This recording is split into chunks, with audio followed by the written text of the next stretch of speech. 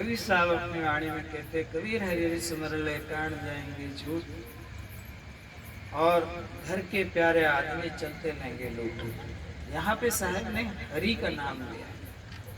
हरि का नाम लेके ये समझाया कि अर्थात राम हरि गोविंद ये जो शब्द है, इसको ये संबोधित शब्द है, ये शब्द संबोधित शब्द है। जो गुरुदेव आपको सतनाम का मंत्र देंगे वो तुम भजन करना। तो कहते हैं कॉमन भाषा क्या है कि भाई अगर भूख लगे तो भोजन कर लो। ये भाषा क्या होगी? कॉमन होगी। परंतु आपको भोजन क्या करना है, आपको भोजन क्या करना है वो आपको तय करना है। ऐसे ही ये शब्द कहा गया कि हरि का भजन करना। परंतु आप पहले गुरु के पास पहुंचेंगे, संत सदगुरु के पास पहुंचेंगे, तब आपको सही ढंग से समझ में आएगा। एक हरि का नाम विष्णु जी का है, हरिहर नाम महादेव का है, और इस तरह से हर हर नाम महादेव का है, और हरि नाम विष्णु जी का है, और हरिहर ब्रह्मा का नाम है। तो ये जब कब समझ में आएगा? जब संतों के पास बैठोगे, जाओगे, तब समझाएंगे कि एक हरि का इतना मतलब होता है। आपको कौन सा हरि पकड़ना है? आपको संत कह देते कि भाई राम जी का भजन करो, और उसके बाद भी बात अधूरी है कि राम जी कौन सा भजना है।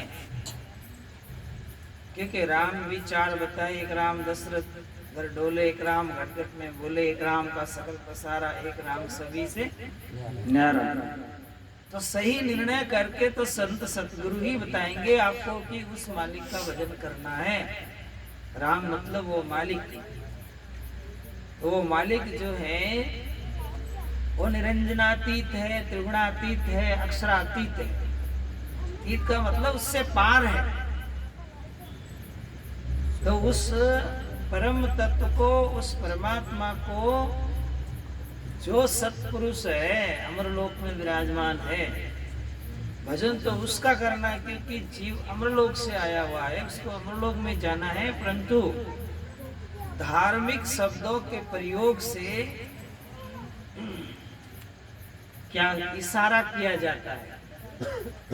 धार्मिक शब्द प्रयोग से आपको इशारा कर रहे हैं कि आप भजन ही गाते हैं, तो ऐसे ही गाना होता है। साधारण जीवों को समझ में तब आता है कि थोड़ा थोड़ा आप है ना भजन कर लो।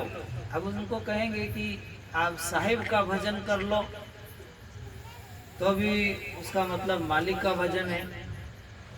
तो ये जो समझने के लिए कि आप गोली खा लो, और गोली कौन सी खाओगे? जो आपके डॉक्टर ने दी। बात मेरी समझ में आई नहीं? अगर आपको किसी डॉक्टर ने गोली दी है तो वही खाओगे ना, हर एक गोली थोड़ी खाओगे।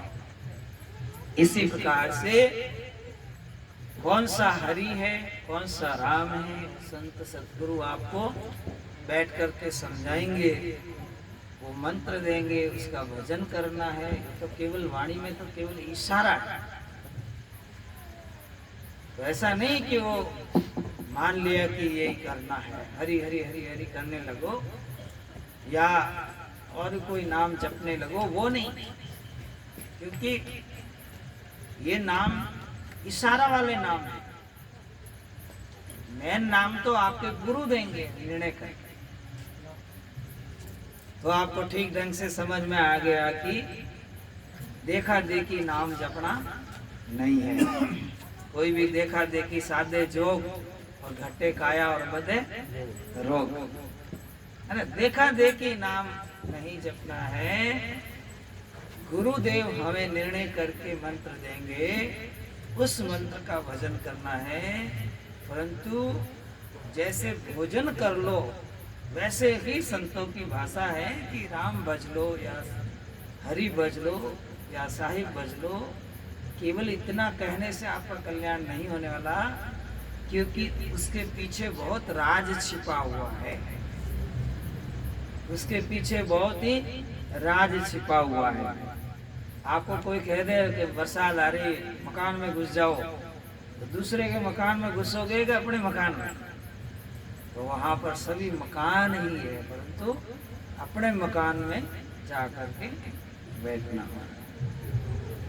इसी प्रकार से कुछ कॉमन शब्द है जिसका प्रयोग वाणी में किया गया है, उसको समझना है। थारी उम्र बीती जाए हरि ने भज रे। यहाँ पे हरि शब्द ने, इसका मतलब नहीं कि कोई दूसरा शब्द है जो गुरु निर्णय का है। तेरी उम्र बीती जाए साहिब ने भज रे, तो हमें समझना है। तो आगे कहते हैं, अपना जो भजन है वो, इसमें कबीर साहब फरमाते हैं ये शरीर के साथ साथ जुड़े हुए जितने भी संबंध हैं, और सबसे पहला जो संबंध है, जवानी आई, जवानी से शादी हुई, शादी होते पुत्र हुआ, और उस पुत्र के बारे में साहिब क्या समझाते हैं? जतन जतन कर सुत को पाला। बड़े जतन करके आपने घर में पैसा दिया, कैसे भी कमा कर, खेतों में कमा कर, व्यापार करके, खेती करके, कई कष्ट उठा करके आपने किसको पाला?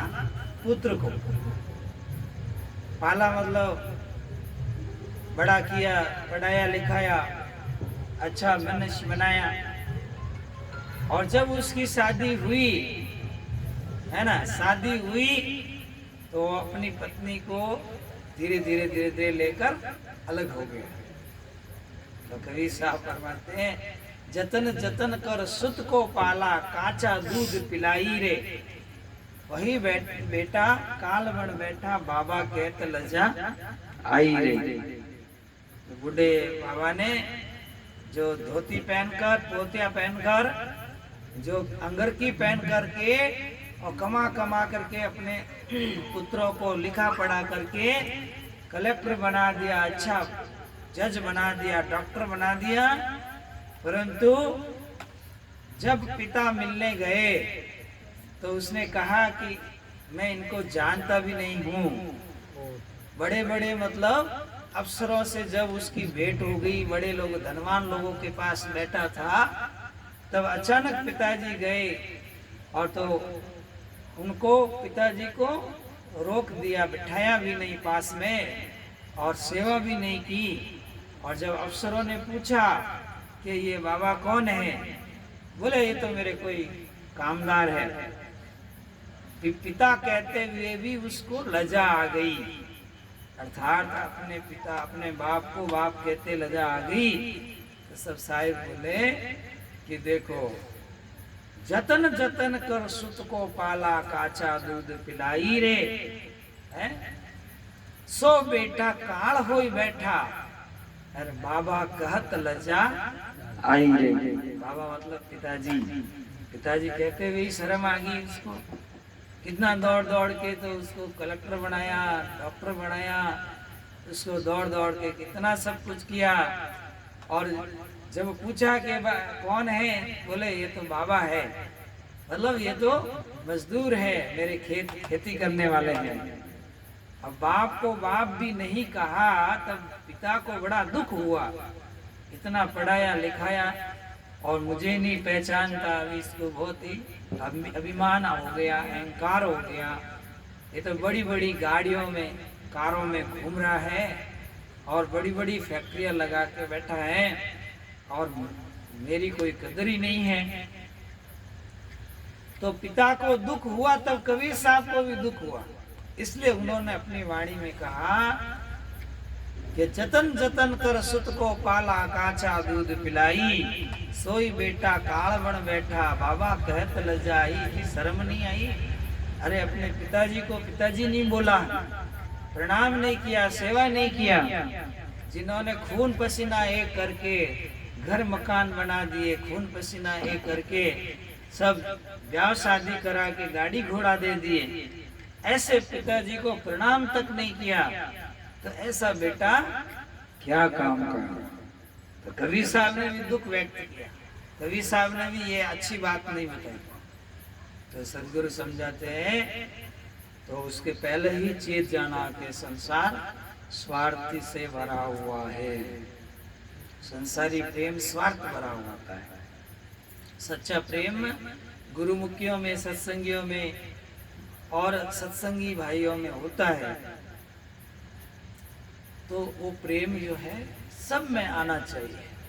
वो तो सब में ही भरपूर है प्रेम, तो बुरी संगति के कारण प्रकट नहीं हो रहा है, ओछे लोगों की बुद्धि लेने के कारण इस तरह की बात हुई। तो सदगुरु दूसरे कहते हैं, जब शरीर की बात करते हैं कि शरीर को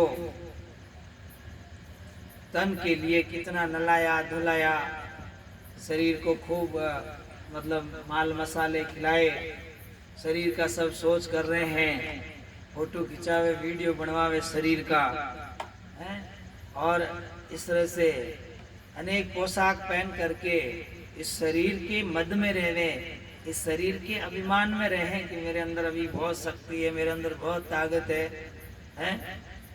मैं एक क्षण में चला जाता हूँ, एक क्षण में आ जाता हूँ। तो इस शरीर का भी कोई भरोसा मत करना, इस शरीर का भी कोई भरोसा बिल्कुल मत करना, पता नहीं कब क्या हो जाए। तो इसीलिए कहते हैं, सदा मत जानो ये देहा, लगाओ सतनाम से नेहा। सदा शरीर को मत जानो और सत्य नाम से प्रेम करो, और सत्य नाम सुमर प्यारे तेरा वक्त जा रहा है, समय को रहते हुए सत्य नाम को भजन करो, तब आपका भला होगा। सदगुरु कबीर साहब समझाते हैं, झूठी काया झूठी माया झूठा लोक लुगाई, और कहत कबीर सुनो वे साधो झूठे जगत पथ आई। ऐसा नहीं कहते कि आप परिवार में मत रहो, भाई गिनायत से मत मिलो, ऐसा नहीं कहते। आप बेटा बेटी से प्रेम मत रखो। साहिब ये कहते हैं कि अंदर से सावधान रहना, ज्यादा भजन छोड़ करके, सत्संग छोड़ करके दुनिया के पीछे मत पड़ना। अगर आपको टाइम मिले तो तुरंत भजन करना, सत्संग में जाना, गुरु की शरण में